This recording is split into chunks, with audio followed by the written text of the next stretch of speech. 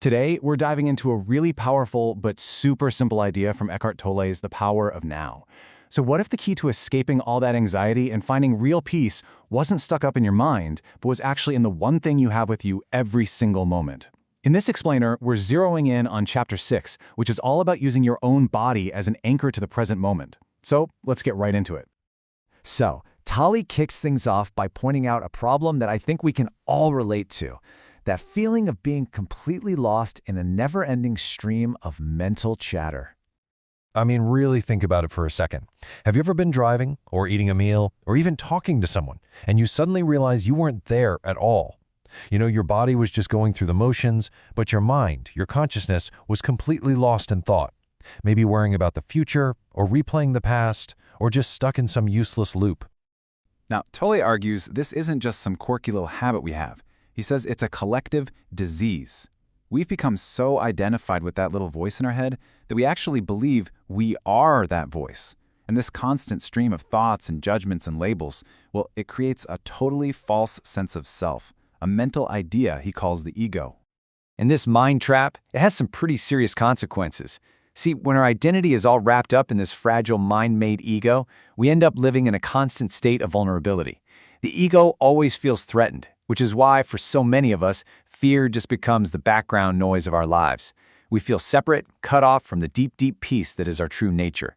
So the big question is, how do we break free? And this brings us to Tolle's big solution. He suggests that the answer isn't to try and fight your mind, but to just drop out of it. And to do that, we need to ground ourselves in a deeper reality.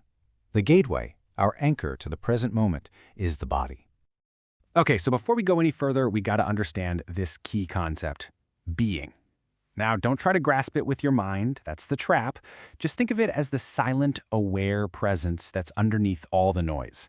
It's that feeling of I am, before you add anything else to it, like I am a student or I am tired. It's just pure, formless awareness. That's your true self. So how does the body connect us to this being? Well, Tolle makes a really important distinction here. You have the outer body, that's the physical form, the part we can see and touch. But there's also the inner body, the subtle, vibrant energy field that gives life to that outer body. And this inner body, this is our direct link to being. Feeling it is the absolute key to taking our consciousness back from the mind. All right, so this all sounds great in theory, right? But how do we actually do it?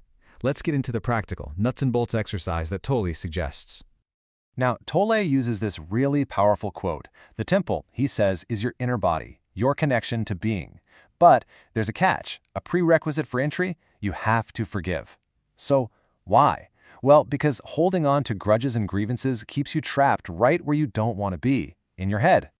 Think about it. Whether you're resentful towards another person or situation, or even yourself, that resistance just feeds the ego. Oh, the mind loves a good grievance. It makes its sense of self, its little victim story, so much stronger. Tolle says forgiveness is just about letting that grievance go, dropping your resistance to life as it is. It's not for the other person. It's to free yourself from your mind so you can feel the peace of your inner body. Here's the practice itself. It is so incredibly simple. If you can, just close your eyes for a moment.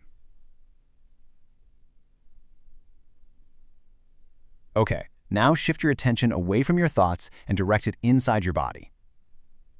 Can you feel a subtle aliveness, a kind of tingling energy field? Start with your hands. Just feel the life in them. Then your feet, your arms, your legs. The trick is, don't think about it, just feel it. That feeling, that is the inner body. And the goal is to just keep a little bit of your attention right there, like a quiet background awareness as you go about your day. So why bother doing this? What actually happens when you make this simple practice a part of your life? Well, the benefits are profound. They touch every single aspect of your being. First up, there's healing.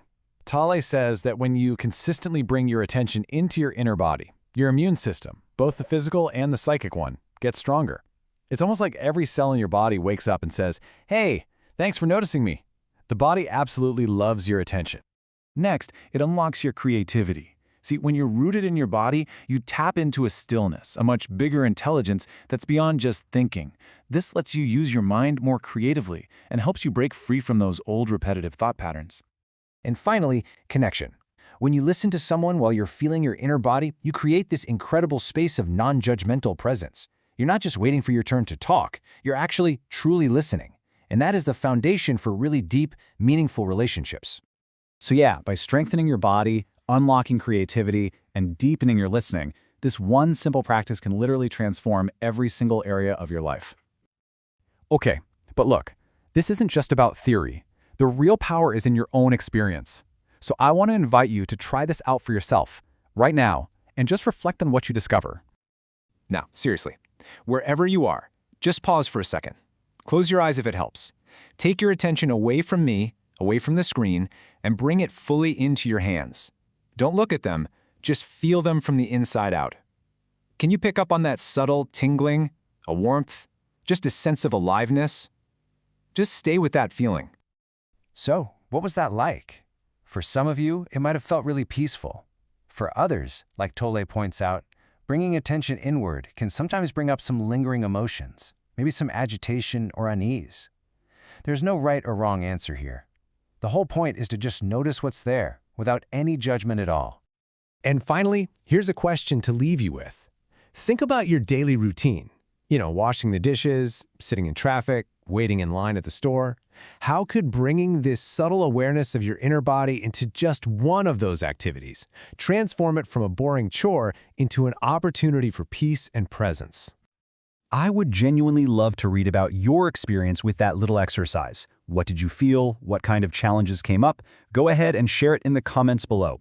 And hey, if this explainer was helpful for you, please give it a like and make sure you subscribe to Mish Minds for more deep dives into these kinds of transformative ideas. Stay present.